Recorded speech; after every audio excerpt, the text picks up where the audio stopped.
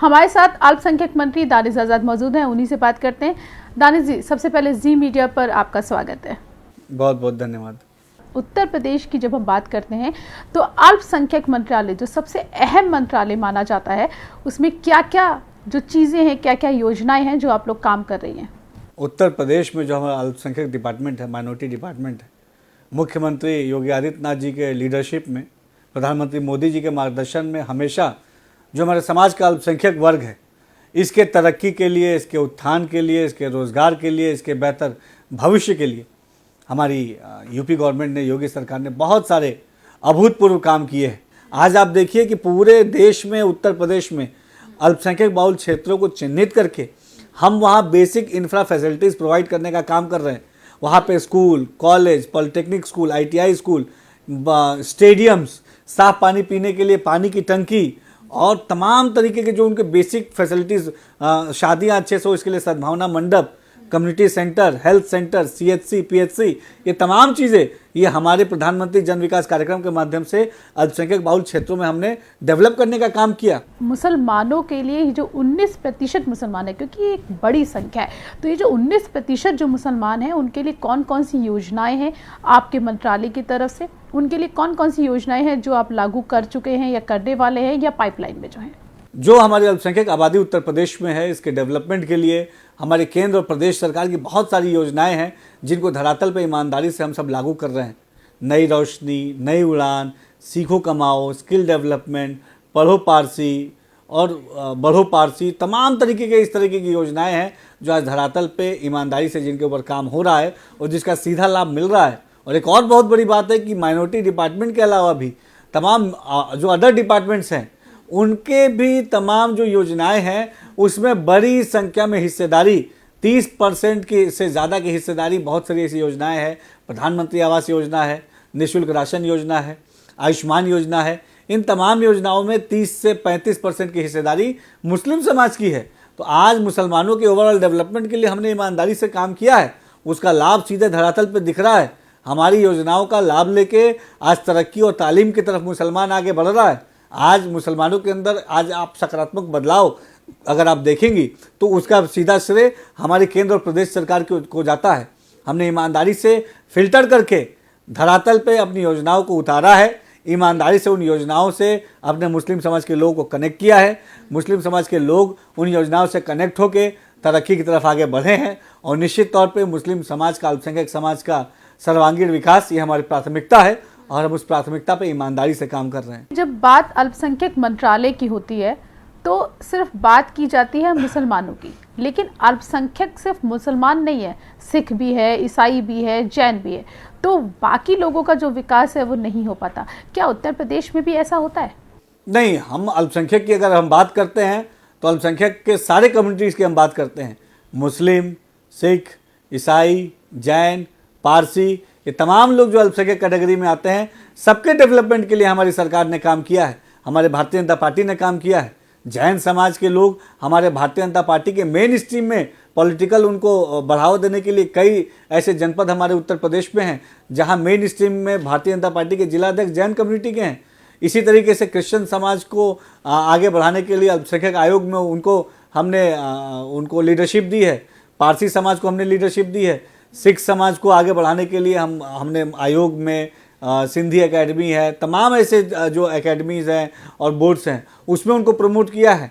इसके अलावा धरातल पे भी तमाम हमारी सरकार की योजनाओं का उनको सीधा लाभ मिले, इन चीज़ों को हम धरातल पे सुनिश्चित करते हैं।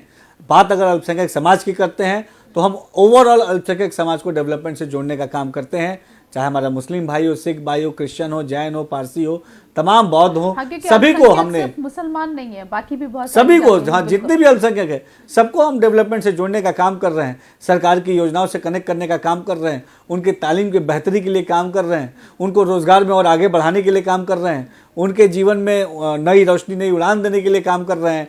जियो पारसी एक हमारी स्कीम है पारसी लोगों को बढ़ावा देने के लिए, और ऐसी बहुत सारी स्कीमें अलग अलग कम्युनिटी के लिए जिससे उनको सीधा लाभ मिलता है। ये बताइए, जब उत्तर प्रदेश की आती है तो ये कहा जाता है कि योगी सरकार जो है वो अल्पसंख्यकों के लिए काम नहीं करती है, ऐसा आरोप जो है अक्सर लगाया जाता है। तो क्या ये आप क्या कहेंगे इस बारे में? देखिए, ये जो विपक्ष है इसने हमेशा हम अल्पसंख्यक समाज के लोगों को, खासतौर पर मुस्लिम समाज के लोगों को गुमराह किया है, उनको मिसलीड किया है, उनका राजनीतिक गलत इस्तेमाल किया है। योगी सरकार ने मोदी जी के लीडरशिप में जितना अल्पसंख्यक समाज के विकास के लिए काम किया, ऐसा पहले कभी नहीं हुआ। मैंने बताया, मदरसा शिक्षा का मैंने एग्जाम्पल दिया, इसके लिए ओपन डिबेट भी हो सकती है। मदरसा शिक्षा के लिए कभी भी पिछली किसी भी सरकार ने ठोस काम नहीं किया। ये प्रधानमंत्री के नरेंद्र मोदी का सपना भी था कि एक हाथ में कुरान और एक हाथ में लैपटॉप। निश्चित तौर पे प्रधानमंत्री मोदी जी ने कहा कि मुस्लिम समाज के नौजवानों के हाथ में एक हाथ में कुरान शरीफ होनी चाहिए, यानी वो अपनी जो उनकी रिचुअल्स हैं, जो उनकी मान्यताएं हैं, वो उसको भी हैंडल करे, और एक हाथ में कंप्यूटर होनी चाहिए, यानी आधुनिक शिक्षा भी उसके हाथ में होनी चाहिए। ये वो मुस्लिम समाज के नौजवान को चूज करना है कि वो आधुनिक शिक्षा की तरफ आगे बढ़ना चाहता है या अपनी धार्मिक शिक्षा की तरफ आगे बढ़ना चाहता है। उसके पास सारे ऑप्शन होने चाहिए। और अगर वो बेशक मुस्लिम समाज का नौजवान अगर चाहता है तो वो मौलवी बने, मुंशी बने, आलिम बने, और अगर वो चाहता है तो डॉक्टर, IAS, IPS बने, ये उसकी चॉइस है। लेकिन हमको वो सारी चीज़ें, सारी फैसिलिटीज़ उसको देनी है, और उसके कैपेबिलिटी के ऊपर, उसके विल के ऊपर, उसके चॉइस के ऊपर, वो जहां आगे जाना चाहता है करियर में, वो उधर जाए। ये एक जिम्मेदार सरकार का कर्तव्य होता है। लेकिन बड़े अफसोस की बात है कि मुस्लिम समाज का केवल और केवल राजनीतिक इस्तेमाल कुछ पार्टियों ने किया है। लेकिन आज हमारी योगी सरकार ईमानदारी से मुस्लिम समाज के विकास के लिए काम कर रही है, और वो विकास धरातल पर दिख रहा है। आज एक सुरक्षित माहौल उत्तर प्रदेश में हमने दिया है, जिससे सभी को लाभ मिल रहा है। आज उत्तर प्रदेश में ओवरऑल डेवलपमेंट हो रहा है, इसका लाभ सभी को मिल रहा है। एक बहुत बड़ा एग्जांपल मैं दूंगा, ODOP, one district one product, जो हमारी उत्तर प्रदेश की योजना है, जिसमें हर जनपद की जो खास प्रोडक्ट्स हैं उसको बढ़ावा देने का काम हमारी सरकार, योगी सरकार करती है। तो इसमें ODOP में बहुत ऐसे जनपद हैं जहाँ पे मुस्लिम समाज के लोग उन प्रोडक्ट से जुड़े हुए हैं। मऊ में साड़ी का कारोबार होता है, लखनऊ में चिकन का काम होता है, बरेली में जो है तमाम जो फर्नीचर के काम होते हैं, हमारे मुरादाबाद में ब्रास का काम होता है, हमारे भदोही में कालीन का काम होता है। तो ये तमाम इस ट्रेड से मुस्लिम कम्युनिटी के लोग जुड़े हैं। तो अगर इन चीज़ों को बढ़ावा देने का काम योगी सरकार कर रही है, तो कहीं ना कहीं सीधे तौर पे मुसलमानों को के आर्थिक सशक्तिकरण का काम हमारी योगी सरकार कर रही है। ये बात क्यों नहीं विपक्ष जाहिर करता है? आज हज की यात्रा होती है, हज की यात्रा में जितनी फैसिलिटी हमने देने का काम किया, ऐसा पिछले किसी सरकार में नहीं हुआ।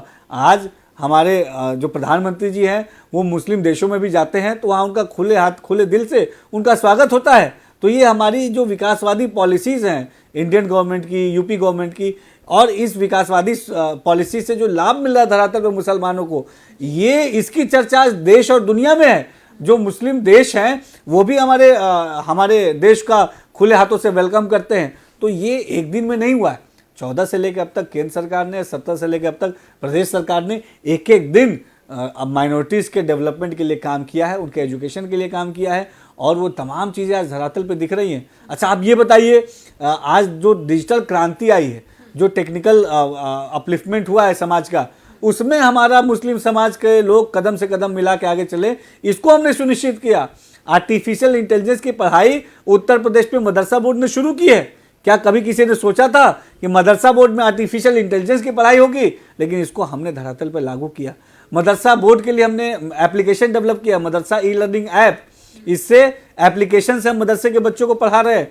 मदरसा में हमने खेल कूद की प्रतियोगिताएं इंट्रोड्यूस कराई हैं। कलाम साहब के पुण्यतिथि के मौके पे पूरे उत्तर प्रदेश के मदरसों में साइंस एग्जीबिशंस लगे।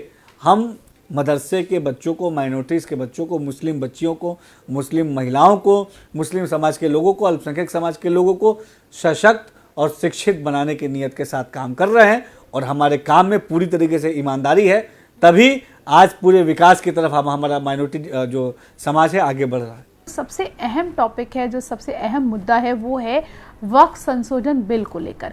तो उसको लेकर जो है बहुत ज़्यादा राजनीति हो रही है। तो सबसे पहले तो ये बता दीजिए कि ये करना आपकी सरकार के लिए, ये करना ये ज़रूरी क्यों था?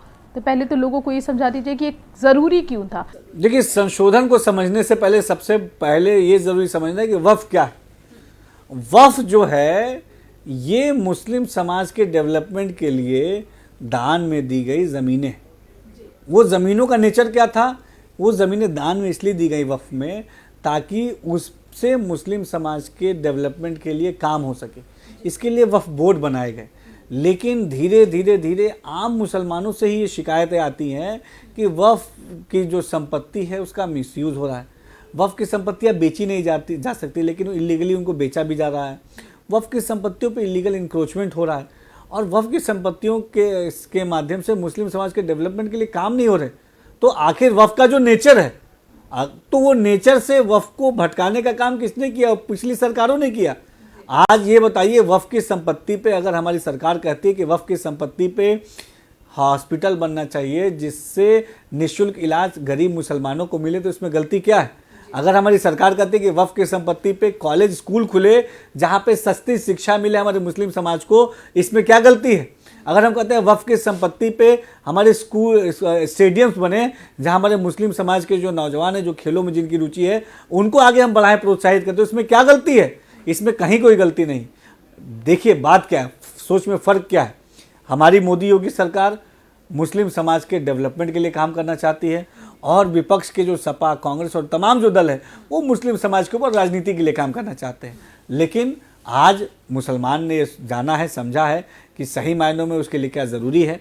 वक्फ संशोधन अधिनियम जो है आज के वक्त की ज़रूरत है। वक्फ बोर्ड में सहभागिता इससे बढ़ेगी मुस्लिम महिलाओं की, वक्फ बोर्ड में सहभागिता इससे बढ़ेगी पासमानदा गरीब मुसलमानों की। वक्फ बोर्ड के माध्यम से इसमें हम बेहतर डेवलपमेंट का काम कर सकेंगे। जो इलीगल इंक्रोचमेंट है, अवैध कब्जे हैं, इन चीज़ों को हम दूर करेंगे। उसका रेवेन्यू मॉडल, हमारे पास बहुत बड़ा लैंड बैंक है, उस लैंड बैंक से हम उतना रेवेन्यू नहीं जनरेट कर पा रहे हैं जितना रेवेन्यू जनरेट होना चाहिए। तो आखिर जब रेवेन्यू जनरेट होगा तो इसका फ़ायदा वक्फ बोर्ड को होगा और वक्फ बोर्ड से उसको फ़ायदा आम मुसलमानों को होगा।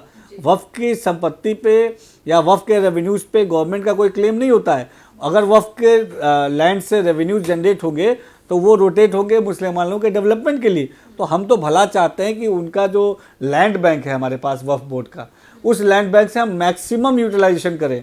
वहाँ पे स्कूल, कॉलेज, हॉस्पिटल खुले ताकि निःशुल्क इलाज हो, सस्ती शिक्षा हो, अच्छी शिक्षा हो। वहाँ का रेवेन्यू मॉडल अच्छा बनाएं, उसकी हम मैपिंग करें, उसकी हदबंदी करें ताकि इलीगल इंक्रोचमेंट ना हो। उसका प्रॉपर डॉक्यूमेंटेशन होना चाहिए ताकि उसकी कोई दिक्कत ना हो। तो अगर हम ये सुधारवादी कदम उठाना चाहते हैं तो इस बात से किसी को दिक्कत नहीं होनी चाहिए। दिक्कत उन्हें होगी जो वक्फ बोर्ड के माध्यम से अपने निजी राजनीतिक स्वार्थ को पूरा करते हैं। लेकिन हम निजी राजनीतिक स्वार्थ को पूरा करने के लिए नहीं आए हैं, हम जनता की सेवा करने के लिए आए हैं। ईमानदारी से हम अपने मुस्लिम समाज, अल्पसंख्यक समाज की सेवा के लिए काम करेंगे। आप कह रहे हैं कि वक्फ बिल पे संशोधन बहुत ज़्यादा ज़रूरी था क्योंकि इसी से मुसलमानों का उत्थान किया जा सकता है, लेकिन विपक्ष इस चीज़ को समझ क्यों नहीं रहा? क्यों इस पर इतनी राजनीति हो रही है? विपक्ष समझना नहीं चाहता। जब हम मुसलमानों के डेवलपमेंट की बात करते हैं, विपक्ष उसमें अड़ंगा डालता है। जब हमने मदरसा को आधुनिक करने की बात की तभी भी आप देखिए विपक्ष ने उस पर रोड़ा अटकाया। जब हमने कहा कि महिलाओं को सशक्त करना है तभी भी विपक्ष को इससे परेशानी हुई। जब हमने कहा कि मुस्लिम महिलाओं को ट्रिपल तलाक के दंड से मुक्त कराना है तभी भी विपक्ष को इससे परेशानी हुई। जब हमने कहा कि मुस्लिम नौजवानों को रोज़गार से जोड़ना है, समाज के मुख्य धारा से जोड़ना है, तभी भी विपक्ष परेशान हुआ। जब हमने कहा कि मदरसों में पढ़ने वाला बच्चा उर्दू भी बोले लेकिन उसके साथ साथ इंग्लिश भी बोले, इस बात से भी विपक्ष परेशान है। अब आप ये बताइए कि अगर हमारे जो गरीब मुसलमान है, पिछड़ा मुसलमान है, अगर वो क्वालिटी एजुकेशन लेगा, अच्छी एजुकेशन लेगा और अगर इंग्लिश बोलने लगेगा, मल्टीनेशनल कंपनीज में जाएगा, तो इस बात से विपक्ष को क्या परेशानी है?